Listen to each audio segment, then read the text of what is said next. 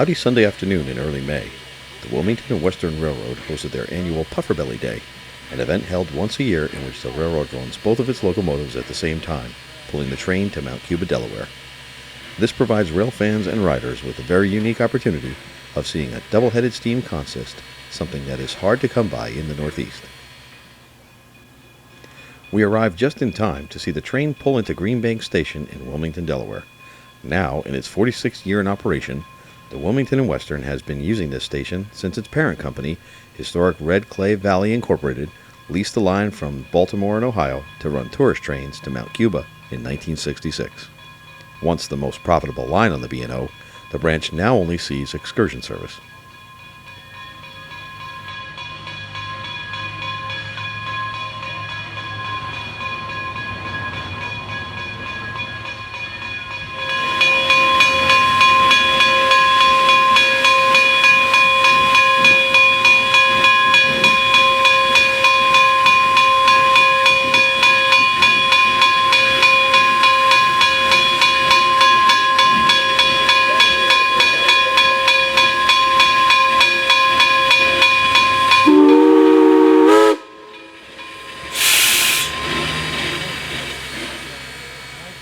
The two locomotives pulling the excursion today are numbers 58 and 98.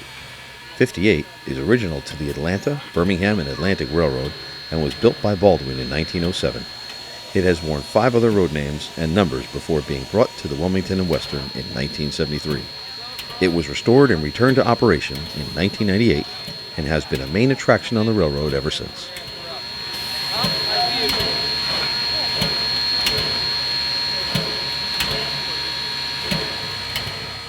Leading the train is number 98.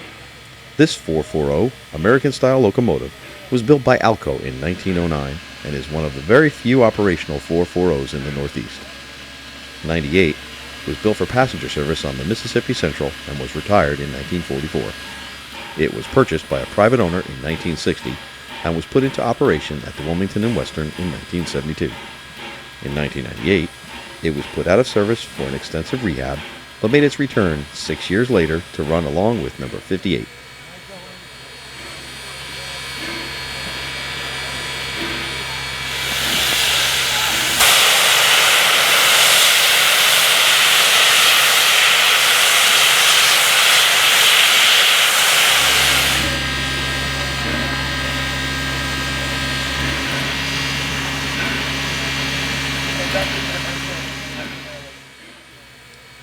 It seemed like there were just as many rail buffs out to chase the train as there were to ride it.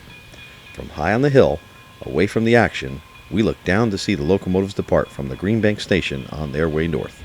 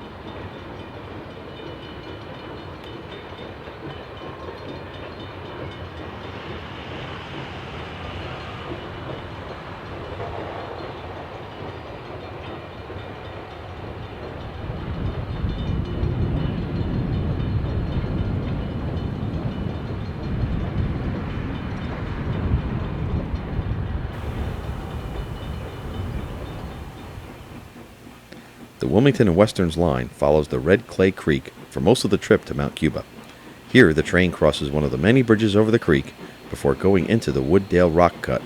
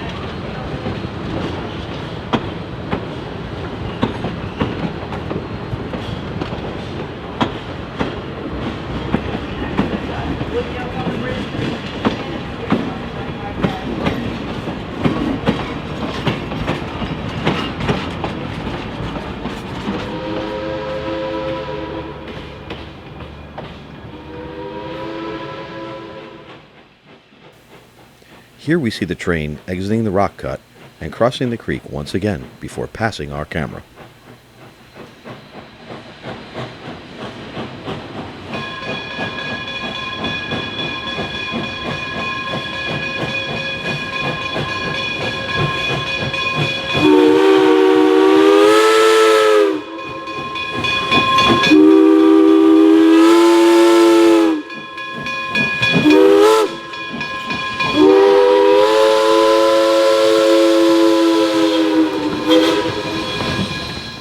The coaches on this train have a history of their own. The Combine and the first 3 coaches are original to the Delaware, Lackawanna, and Western, evidenced by their signature open-air vestibules. They earned the nickname Bootins because of their frequent use on Lackawanna's Bootin line. The last car on this train is a Pennsylvania MP54 coach, which was converted to an electric MU in the 1950s. In the 1990s, its traction motors were taken off, and it was converted by the Wilmington and Western for use as an open-air car.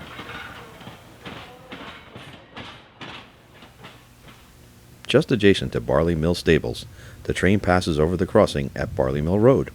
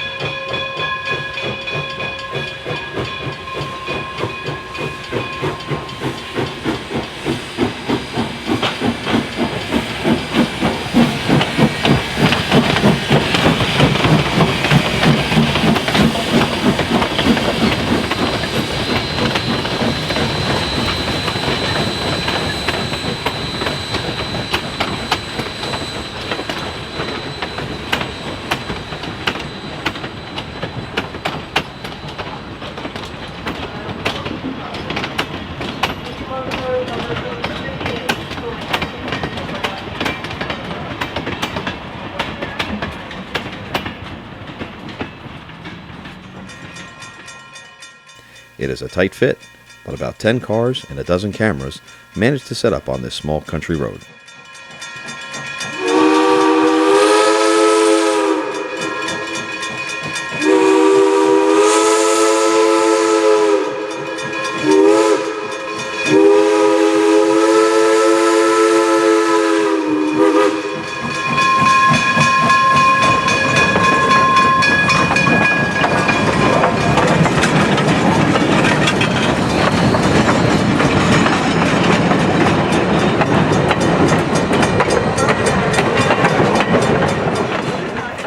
The train crosses the Red Clay Creek once more before arriving at the Mount Cuba Picnic Grove.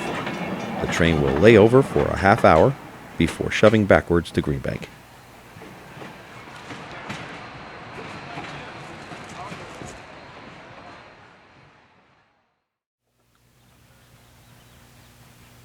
On the return trip, 2 of the railroad's 3 cabooses lead the way. C-2042 was built in 1926 for the Baltimore and Ohio, and C-149 was built for the Erie in 1941. This Erie Dunmore caboose is now equipped with an air horn to perform backwards maneuvers like this one.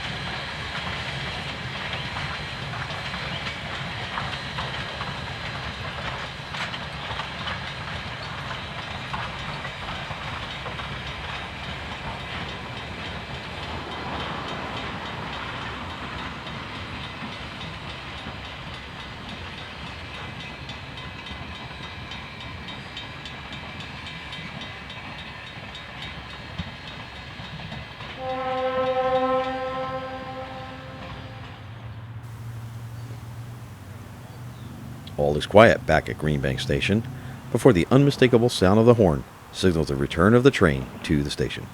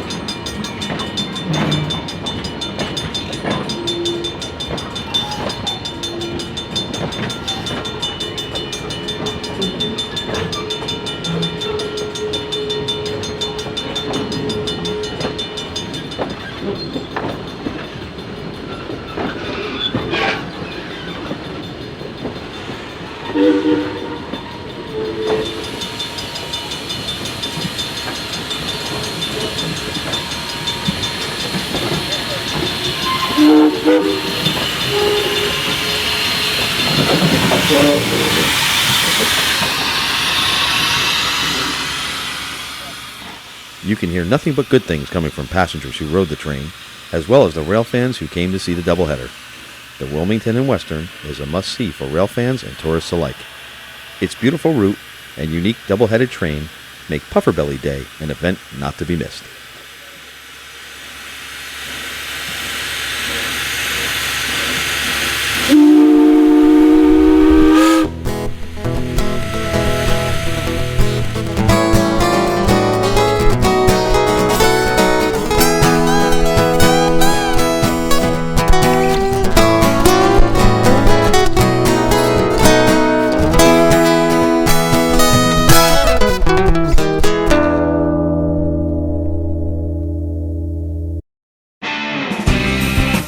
Thank you for watching 21st Century Limited Videos. Don't forget to check us out on Facebook, keep an eye out for us on the Rail Channel, and subscribe on YouTube to see more videos for the standard rail fan of the world.